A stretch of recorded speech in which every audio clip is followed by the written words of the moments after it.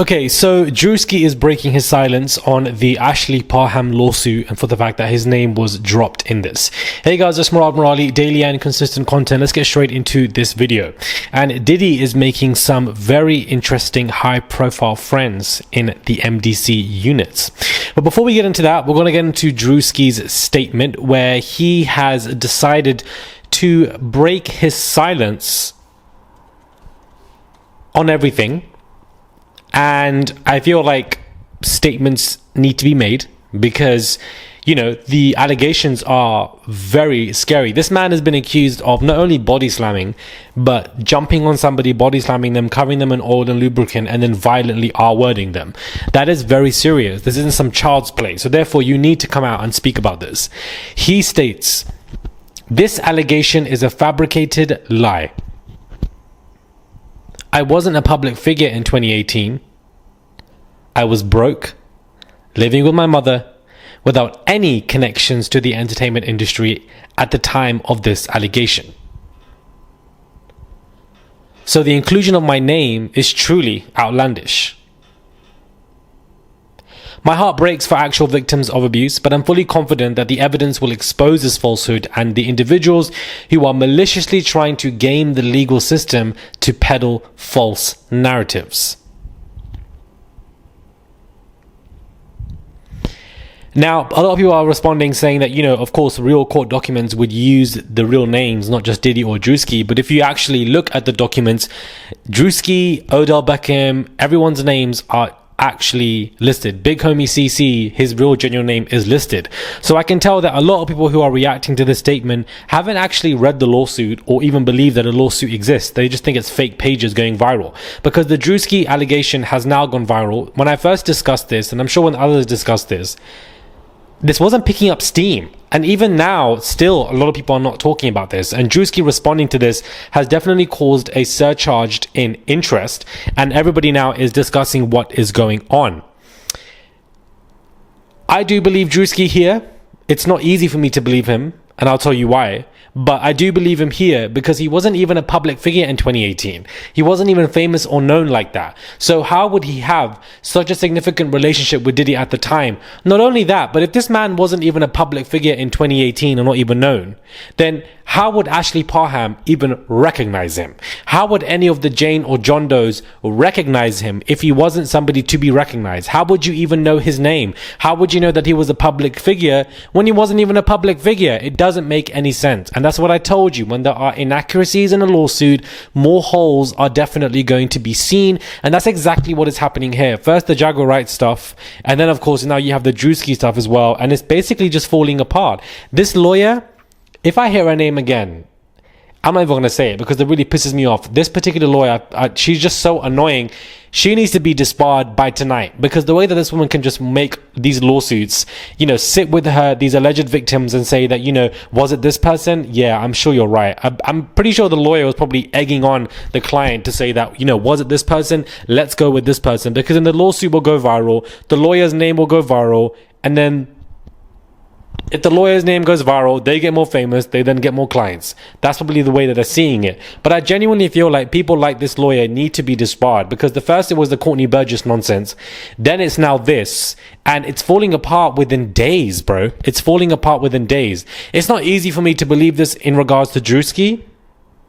And I'll tell you why. Because Druski and Diddy have developed a relationship since he's become a public figure. They've developed a public relationship. He also seemed somewhat nervous when he was questioned on the spot about if he has attended Diddy's parties and what had taken place. You ever been to one of Diddy parties? Yeah, I've been in attendance. I've been in attendance. Not, hey, what the f*** you smirking for? How you saying that? I've been in attendance. He just asking regular That's all questions. I said. That's all I said. I said I've been in attendance. I have been in attendance. We never been. We just asked him. We just Yeah, asked. yeah. As soon as you asked, he said, You had fun? I ain't seen that. yeah, you did. Yeah, I had fun. Yeah, I mean, it was a party. I wasn't at one of them parties. We ain't say nothing about the party. What party you talking about? I have been in attendance at a puff party. You know what I'm saying? I've been in attendance. Yeah, I went. But I ain't, I don't know which party. The party I went to, it was girls turn up, you know what I'm saying? The regular, you know what I mean? Other celebrities. He definitely seemed nervous in the clips, and he stated that he did not do anything at these parties. He was just there to be seen. But there are videos of him and Diddy where he looks at Diddy and is questioned about the drink that he's drinking and why he's drinking it. Diddy then looks at him and gives him a face. And just that clip mirrors a lot of this weird, it just makes Diddy look weird, very similar to all of these civil lawsuits, let alone the indictment. So it's not easy for me to believe this, but the timeline matches, and the timeline is very important when it comes to this. We have to use our discernment when it comes to anything moving forward. Any lawsuit now that comes out, I'm going to be questioning it, whether it's from a high profile lawyer or whether it's from Ariel Mitchell Kidd, who just loves to lie clearly from all of these lawsuits that just don't make any sense.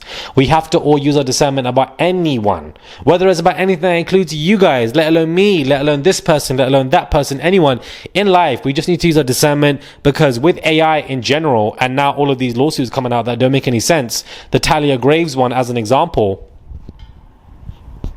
I don't know. He wasn't even a figure. He wasn't even known back then. Like, he didn't even exist back then in the public stratosphere. So how does Ashley Parham know who he is? Druski body slamming somebody, I can't even see that, because then how would he get up? No shades. No shades. No shade. You would think this man, as large as he is going to body slam somebody and then get up with ease, with oil and lubricant all over the other person that is then covering Druski. How with a man his size covered in oil and is trying to body slam somebody? Somebody please tell me how they are going to get up on their own. How? I would really like to know.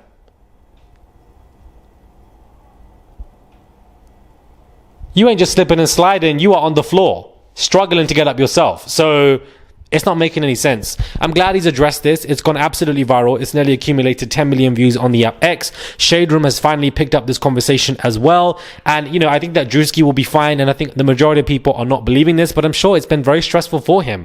I kind of feel for him. This has been dropped, a huge lie on your name or anybody else that is involved in this. And, it's not true. It's a lot on your mental health. What if somebody gets falsely accused and then takes their own life? Has everybody in their mentions going crazy? Has panic attacks, heart attacks, PTSD of their own stuff, and then you're being accused of this? These lawyers are doing way too much, bro. They're doing way too much. Sensationalistic, dramatic, trying to drop in the biggest name that they can find. Like, you're making it all messy, man. And Diddy's going to use this in his power and use it to get this, completely discredited. Oh, Lord, Godspeed. Anyways, Diddy has announced that he is...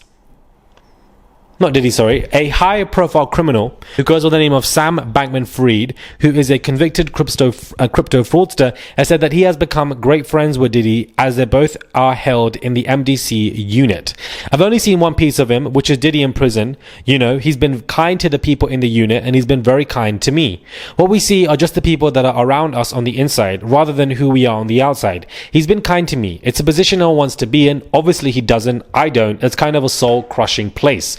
So this is picked up in loads of articles because, of course, he is a serious convicted crypto fraudster, and it looks like Diddy is making friends, like, criminal Avengers at this moment, coming out like Batman, Joker in Gotham City. This is basically what this is giving, because everybody at the MDC, child, everybody is there. But Diddy being extremely nice to people in the unit is what stood out to me in this conversation. There was a whole race riot melee attack a couple of weeks ago. Diddy wants no parts of that. He wants to play good cards with everybody. When he knows how to be nice to get people on his side, or when he knows how to be nice to benefit himself, he will do absolutely that. He will plead, beg, he will be great friends, he, will be happy families, the most peaceful person in the world. He will be an angel to himself in the prison, because he doesn't want these people suddenly jumping him, because that will be a conversation. And some of these people in there would probably get, notoriety for doing something like that, respect for something like that. He knows this. So let's play the game. Let's get everybody on my side. Let's play happy families. And I think that he's doing that because he knows that he doesn't want things to turn left for him.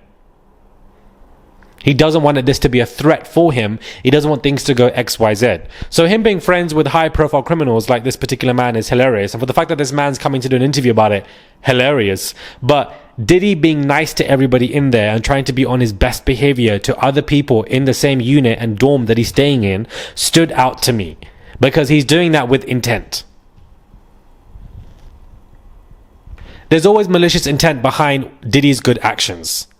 There's always malicious intent behind Diddy's good actions to try and benefit himself. He knows that these people can turn on him. He doesn't want that. He wants to get to his trial and try to become a free man. I just want to remind people as well, because there seems to be a lot of conversation, and confusion, that the indictment from what Diddy is facing is very different to these civil lawsuits. They're not the same. The 5th of May is when the indictment begins, not the civil lawsuits. When and if the civil lawsuits get any trial with Diddy, we don't know. Because the last time I checked, he was remaining in his cell, not wanting to work with lawyers in regards to these civil cases. So I don't know when that's going to happen, if that's going to happen.